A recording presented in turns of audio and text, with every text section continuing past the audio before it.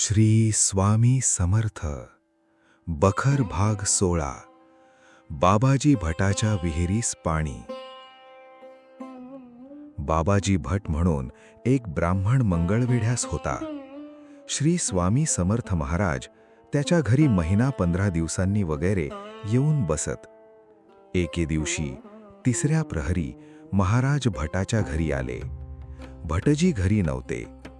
त्यांच्या स्त्रीने महाराजांना बसायला आसन देऊन त्यांची सद्भावनाने पूजा केली. महाराजांनी तिच्याजवळ पाणी पिण्यास मागितले.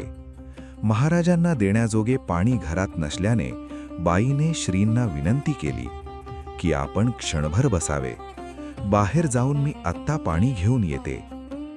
समर्थ तिला म्हणाले, घरात पाणी असताना तू बाहेर का जातेस? बाईने हात जोडून विनंती केली, घरात आड खरा पण त्यात पाणी नाही.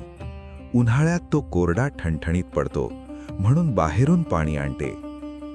त्यावर स्वामी म्हणाले, बाहेर जाणे नको, आडात पुष्कळ पाणी आहे, तुला दाखवतो, चल.